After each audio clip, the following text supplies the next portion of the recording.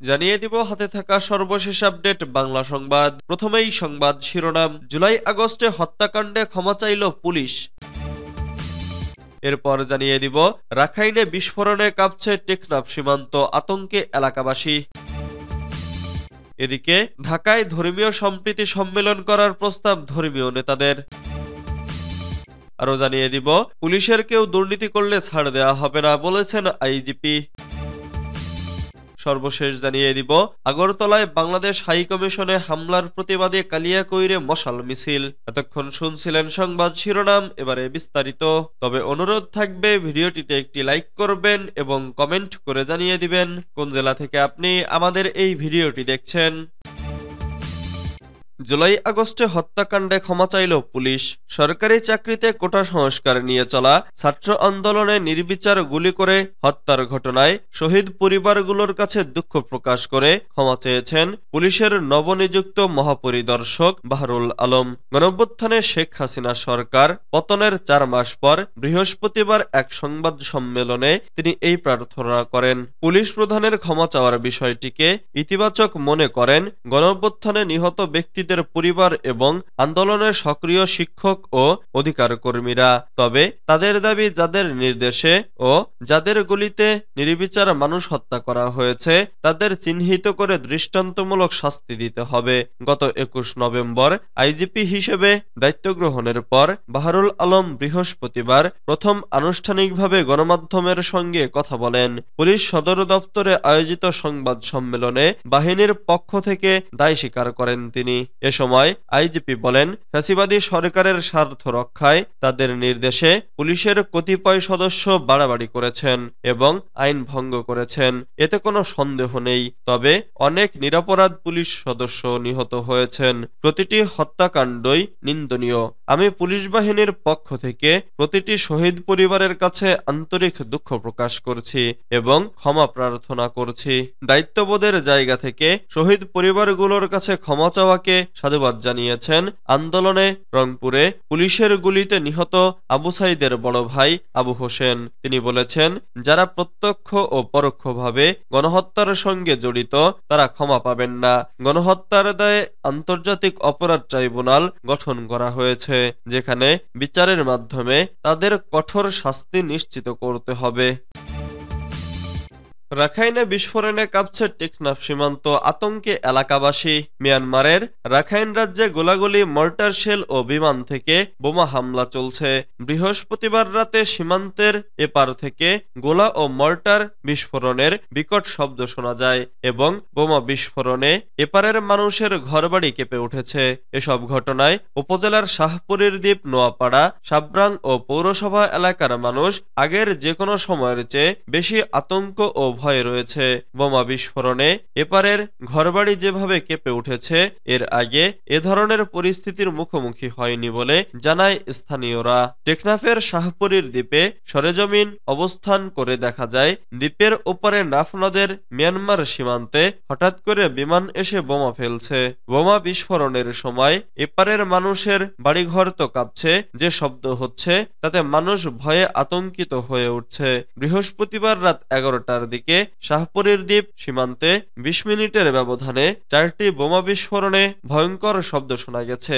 এ সময় আকাশে বিমান ওড়ার শব্দ শোনা যায়। রাখাইনে রাতের ঘটনায় এপারের স্থানীয় বাসিন্দারা চরম ক্ষোভ প্রকাশ করেছে। দ্বীপের বাসিন্দা মোহাম্মদ আলম বলেন, যুদ্ধ কি রাখাইনে হচ্ছে না বাংলাদেশে হচ্ছে? সন্ধ্যার পর থেকে 1 মিনিট বিরতি ছাড়াই গোলাগুলি, মর্টার শেলের বিকট শব্দ লেগে আছে। এরপরে মাঝে মধ্যে বিমান এসে যে বোমা ফেলছে তাতে আমাদের ঘরবাড়ি ভয়ঙ্করভাবে কেঁপে উঠছে। এভাবে সীমান্তে আমাদের বসবাস অনিরাপদ হয়ে পড়ছে। বোমার শব্দে বাচ্চারা আটকে উঠছে, বাবা মাকে জড়িয়ে কান্নাকাটি করছে। ঢাকায় ধর্মীয় সম্প্রীতি সম্মেলন করার প্রস্তাব ধর্মীয় নেতাদের। ঢাকায় হিন্দু, বৌদ্ধ, খ্রিস্টান, ইসলাম সহ সব ধর্ম ও সম্প্রদায়ের মানুষ মিলে একটি আন্তর্জাতিক ধর্মীয় সম্প্রীতি সম্মেলন করার প্রস্তাব দিয়েছেন ধর্মীয় নেতারা। বৃহস্পতিবার 5 ডিসেম্বর বিকেলে রাজধানীর ফরেন সার্ভিস একাডেমিতে প্রধান উপদেষ্টা অধ্যাপক মোহাম্মদ ইউনূসের সঙ্গে বৈঠকে হিন্দু, বৌদ্ধ, খ্রিস্টান ও মুসলিম সহ বিভিন্ন ধর্মের নেতারা এ প্রস্তাব দেন। এ সময় প্রধান উপদেষ্টা সবার কথা মন দিয়ে শুনেছেন। ফরেন সার্ভিস একাডেমিতে বৈঠক শেষে বেরিয়ে এসে সাংবাদিকদের একথা জানান সব ধর্মের নেতারা। আর এ বিষয়ে সরকারের অবস্থান নিয়ে উপদেষ্টা মাহফুজ আলম বলেন, এটি প্রস্তাব, বিষয়টি উপদেষ্টা পরিষদ খতিয়ে দেখবে। দেশ ও জনগণের ভালোর জন্য যে কোনো উদ্যোগ নিতে রাজি। বৈঠক শেষে সাংবাদিকদের সঙ্গে অন্যদের মধ্যে কথা বলেন আসন্না ফাউন্ডেশনের চেয়ারম্যান শাক আহমদুল্লাহ, রমনার Saint Mary's cathedral father Albert Rozario, Bangladesh Buddhist ফেডারেশনের সাধারণ সম্পাদক ভিক্ষু সুনদ প্রিয়, রমনা হরিচাঁদ মন্দিরের সহ সম্পাদক অবিনাশ মিত্র, গারো পুরোহিত জনসন মুরি থামাল। শায়েখ আহমদুল্লাহ বলেন, আমাদের দেশের সংখ্যালঘু ভাইরা নিরাপদে আছেন এবং আরো নিরাপদ থাকবেন। তাদের নিরাপদ রাখার জন্য সরকার যেমন কাজ করছে, ধর্মীয় নেতৃত্ব কাজ করছে।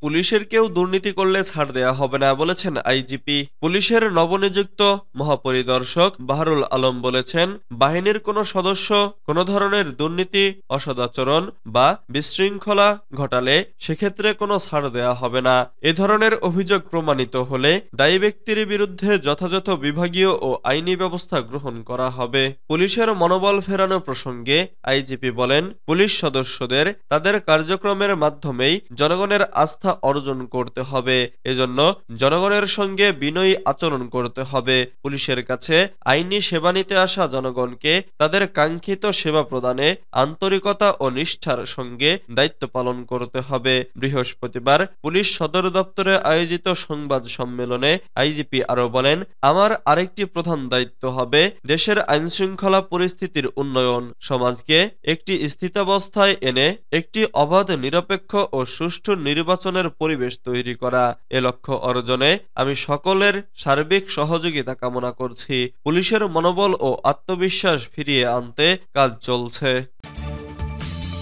আগরতলায় বাংলাদেশ হাইকমিশনে হামলার প্রতিবাদে কালিয়াকৈরে মশাল মিছিল। ভারতের আগরতলায় বাংলাদেশের সহকারী হাইকমিশনে হামলার প্রতিবাদ ও ইসকন নিষিদ্ধের দাবিতে গাজীপুরের কালিয়াকৈরে বিক্ষোভ ও মশাল মিছিল হয়েছে। বৃহস্পতিবার সন্ধ্যায় বৈষম্য বিরোধী ছাত্র আন্দোলন কালিয়াকৈর উপজেলা শাখার উদ্যোগে শফিপুর বাজার এলাকায় এই বিক্ষোভ ও মশাল মিছিল করা হয়। শফিপুর বাজার কেন্দ্রীয় জামে মসজিদ থেকে বিক্ষোভ ও মশাল মিছিল শুরু হয়ে ঢাকা-টাঙ্গাইল মহাসড়কের দিকে প্রদক্ষিণ করে শফিপুর মডার্ন হাসপাতালের সামনে শেষ হয়। এ সময় বক্তব্য রাখেন বৈষম্য বিরোধী ছাত্র আন্দোলনের সমন্বয়ক শাহাদাত হোসেন রাতুল, মেহেদী হাসান ফাহাদ, রাকিবুল ইসলাম, মেহেদী হাসান ও ওমর ফারুক প্রমুখ।